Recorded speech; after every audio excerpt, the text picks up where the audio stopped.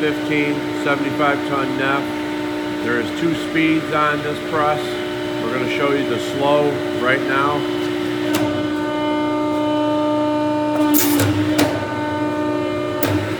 So you're building full tonnage. 14 scale, 3,000 psi, 75 ton. This is your slow speed. Do it again. We're going to the fast speed now by turning the switch.